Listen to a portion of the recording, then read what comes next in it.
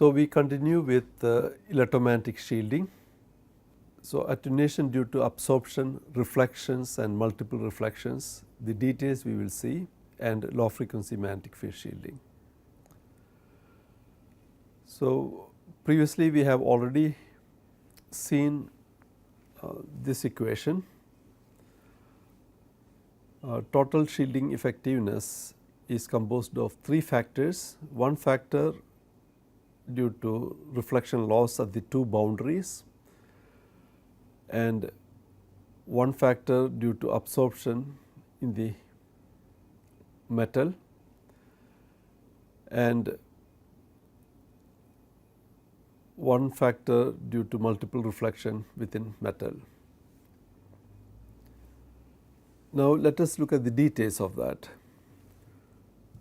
So, shielding absorption, that is equal to e to the power of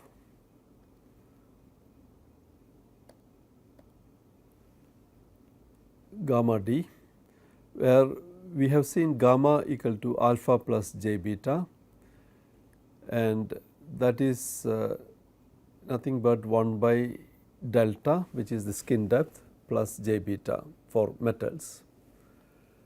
So, from this we can write SA equal to, so if you take the real part of it, because it is the real part that is contributing to the attenuation, the imaginary part is only contributing to the phase.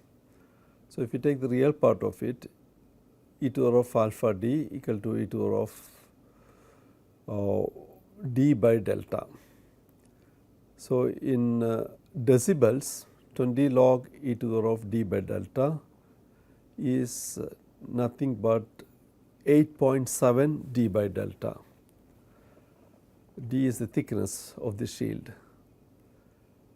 That is equal to 8.7 times d square root of pi f mu sigma. That is the shielding effectiveness due to absorption phenomena is proportional to the thickness. More thickness means that more absorption, and it is also proportional to the square root of frequency. Higher frequency, more absorption. Higher magnetic permeability, more absorption. Higher conductivity, more absorption. So, this is the attenuation due to absorption. Now, just understanding this formula also suggests methods on how we can have design effective shields. Say for example, by using thicker material, by using high permeability materials like iron compared to aluminum, by using high conductivity material. So, here there is a conflict, because usually high conductivity material like copper are non-magnetic. So, the product mu sigma need to be considered, and higher frequencies.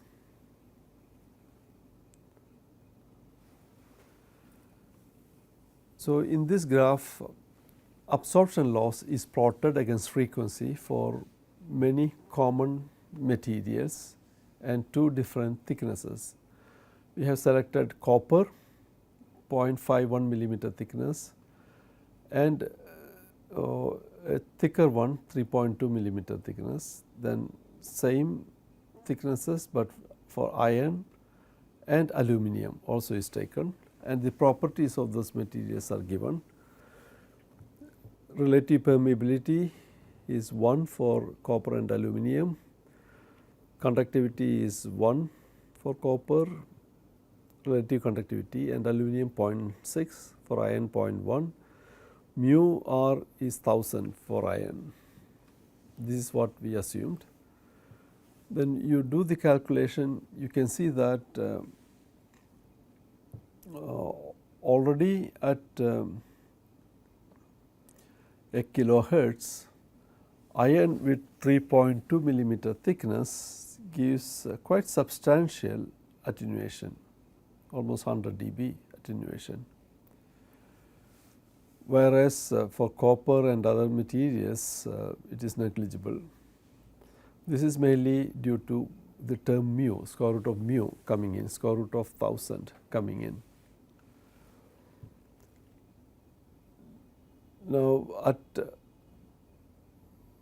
100 kilohertz or let us say 1 megahertz, almost any thickness of this material gives fairly good attenuation, even 0.51 or aluminum or copper, everyone, all of them will give fairly good attenuation. So, for good absorption loss at high frequencies and with plane waves, you only need a thin foil to have good shielding, purely based on absorption loss. Absorption loss increases with frequency and shield thickness. Iron offers more absorption loss than copper and aluminum of same thickness. So, this is the conclusions we can arrive. Now, attenuation due to reflection, E input, then E output, this is air, this is metal, and this is out again air. Now, you can write the transmission coefficients here. Tau, previously we have seen it as tau 1 2 and E out tau 2 3, it is equivalent to that we write here. Similarly, for H field also tau 1 2 and tau 2 3, you can see the difference in the formula also. Then reflection coefficient is written as E input by E output, and you can write this. So, this is nothing but what we have seen before, 1 by tau 1 2 tau 2 3 that you have seen before.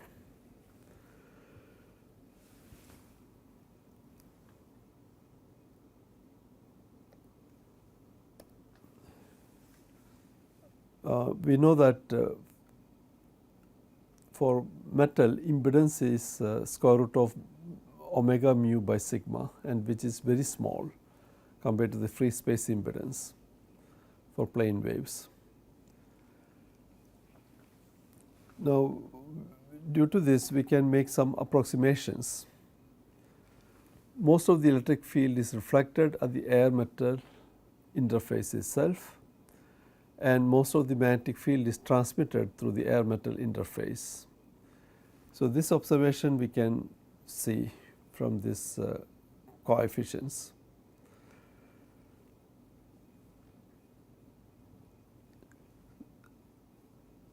So, this is the magnetic field, H0 is the magnetic field. So, ZW is large value, whereas Zm is a very small value. So, you have quite a low electric field falling here, but most of the field is magnetic field is falling inside. So, that is the meaning of these two statements. Since most of the magnetic field is transmitted through the air metal interface, attenuation in the shield thickness is more important for magnetic fields, whereas for electric field already reflection is quite large.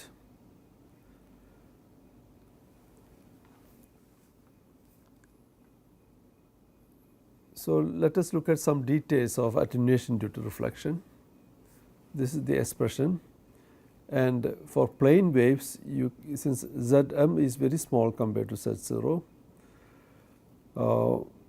Sr can be written as Z0 by 4 Zm, and in decibels you can write it like this: 20 log free space impedance divided by 4 square root of conductivity divided by angular frequency times permeability, magnetic permeability. So, attenuation due to reflection is largest at low frequencies, because if frequency is low, this becomes very small, and high conductivity materials. If conductivity is large, attenuation is large also, and smallest for high frequencies and magnetic materials. So, it is kind of an opposite effect. For absorption, if you have high frequency, high conductivity and high magnetic materials, you have higher absorption loss. But for reflection, high conductivity reflection is quite good, that is fine, there is no change in that. But high frequency and high permeability, the trend is opposite. So, since always reflection and absorption, they are coming together, what will be the final product? It will be hard to predict. So, shield in the near field region. So, in the near field region, lambda equal to 2 pi delta in metals, and it is much smaller than free space wavelength. So, wave propagation in the shield can still be approximated as TEM, because still that thickness can be electrically long. So, we replace Z0 with the appropriate, that is in the free space impedance, we replace it with appropriate wave impedance ZE or ZH. So, in previous expressions over here, Z0 will be replaced by either impedance, near field impedance for electric field or near field impedance for the magnetic field, and that is given from chapter 1 module 4 as 1 by 2 pi f epsilon r for electric dipole and 2 pi f mu r for magnetic loop, and Z0 equal to 377 ohm far field in air. So, let us substitute this and see what will happen. So, if you do the calculation with these substitutions for free space impedance, for electric dipole this formula, for magnetic dipole this formula, into the reflection loss formula, for electric field at r equal to 30 meters, you get a curve like this. So, refraction loss in copper shield is very high, and this is the iron shield, and this is for reference the plane wave, whereas for the magnetic field reflection loss is quite low. Still there is a reflection loss, but it is quite low compared to the electric field, but at very high frequencies they approaches plane wave reflection loss. So, this is the result of the calculation. So, low frequency magnetic field, you can't use reflection as much for shielding away the magnetic field, but for electric field even a thin foil will help, even close to the source. Now, attenuation due to multiple reflection. Here it is 1 minus rho 2 1 rho 2 3 e to the power of minus 2 gamma d. So, these are the reflection coefficients at the two boundaries from left to right. Then if you rewrite it in this particular way, and since Zm is very small, you can approximate it by this expression. And if delta, if d is far greater than delta, that is if you are if you are at very high frequencies, then SMR equal to almost 1. You do not have at high frequencies delta is very small. So, D is very large. So, SMR equal to 1. So, you do not have any effect of multiple reflections basically. Whereas, when D equal to delta, already multiple reflection is 0.865.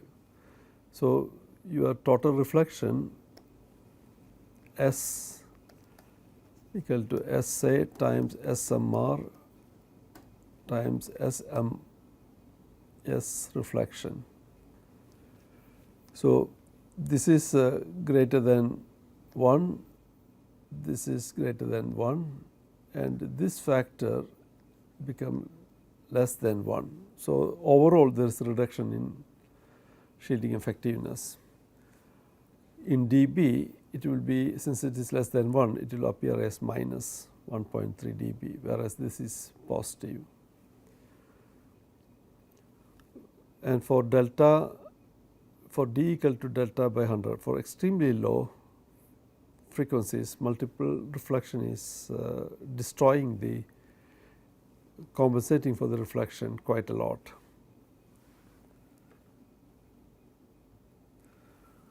Effect of multiple reflection. Attenuation due to multiple reflection is 0 or negative. It can be neglected if thickness is much greater than skin depth. Extremely thin metallic films may be almost transparent to electromagnetic waves. This is one effect. So, previously we have seen that if you just look at the reflection or absorption, even a very thin shield is very effective. But if you include the phenomena of multiple reflection, you find that it destroys the many of the beneficial effect of reflections, and very thin metallic films may be even almost transparent to electromagnetic waves. Low frequency magnetic field shielding. So, we have seen that low frequency magnetic field shielding is a challenge.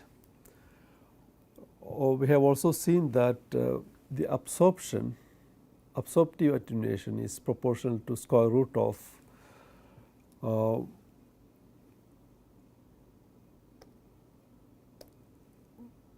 permeability mu. Therefore, you can use high permeability materials for shielding. So, in high permeability materials shown here, most of the magnetic field is confined to this material, for example, mu metal. So, this will protect the inner volume from magnetic fields. Then instead of mu metal, you can use superconducting materials. You increase the conductivity, you manipulate the conductivity. So, these are the two methods that you can use to increase the absorptive attenuation. Now, there is another way also, that is by generation of opposing flux. So, we know that if you have eddy currents inside, induced currents in shorter turns create a magnetic flux that will be opposing the main flux. So, that way also, if you have a mesh like structure, you can create those shorter turns, and you can create opposing flux and try to reduce the magnetic field penetrating inside. So, this finishes this particular module.